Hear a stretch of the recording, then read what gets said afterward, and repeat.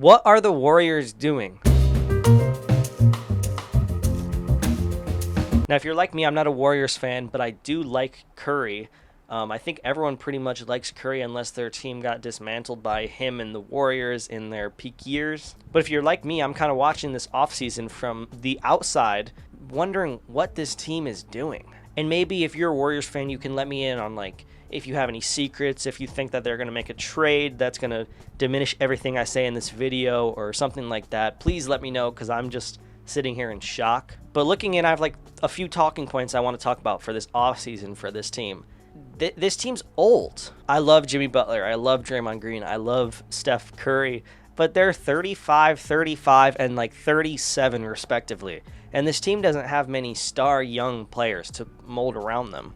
The usual mold for a team like this, I feel like, is you have an older star like Curry's 37, LeBron is 40. You pair him up with a slightly younger star and a team of pretty young or pretty valuable players that makes you have good depth. But this team's like doing the opposite. They don't have many good young players. They don't have their draft picks. They aren't making trades to get better players around the margins. They didn't make any moves this offseason other than like losing Kevon Looney. And maybe they're going to make the trade for Al Horford, but he's 40. That just adds on to my point. And this wouldn't be an issue if we were living in like a 2K simulation where nobody got injured. But there's a great possibility that the Warriors would miss the playoffs. A team of a 37-year-old, a 35-year-old, a 35-year-old, and a 40-year-old, if Al Horford joins the team. Are they making the playoffs?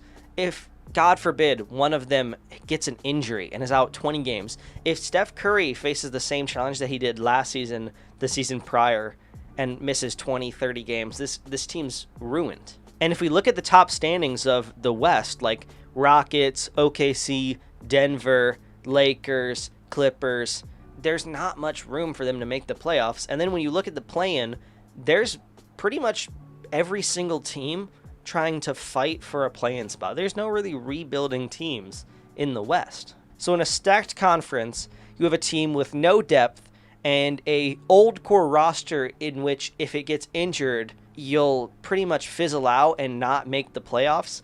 I just don't know if this is what I would want if I was a fan of this team.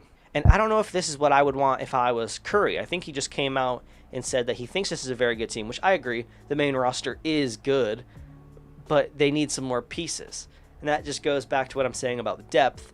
I don't think that they have the necessary depth around these older players to kind of mold the team into being a playoff team, like a top 6 seed in the West. And the one player that does have some value on the trade market that they're trying to get rid of but can't is Kuminga. And that whole saga is interesting in its own right. Maybe I'll make a video on that entirely. But to summarize it kind of quick, they're looking to trade him at the trade deadline. Every team knows that this guy is going to get traded. So they're not giving up like cream of the crop value.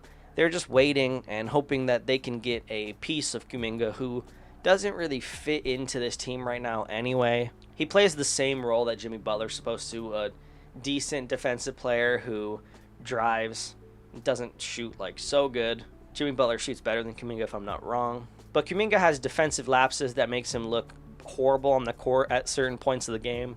And while I think he can be a good player, right now this system is not the one that benefits him at all. So that whole saga is just kind of clouding this offseason as well. They can't make a move until they deal him or put him on contract again, and it makes no sense. Some of their young players like Quentin Post or Pods, they are good, but I just don't know if they have that upside that some other teams' young players have. And I don't know if the end of Curry's career, which I'm guessing is coming up in the next few years, I don't think he's going to play into his 40s like LeBron is going to come to a kind of sour close. And I really, really hope that they make some moves. If I was a Warriors fan, I would pray that my front office is not asleep right now. And hopefully they have something up their sleeve. Let me know if you guys know something I don't. I did a bit of research for this and I couldn't find anything. Maybe like trade packages for the next season or free agents for next summer. I don't think they have anything in store. Maybe if Kevin Durant doesn't sign to a full deal in Houston, they'll throw a Hail Mary and sign him back. But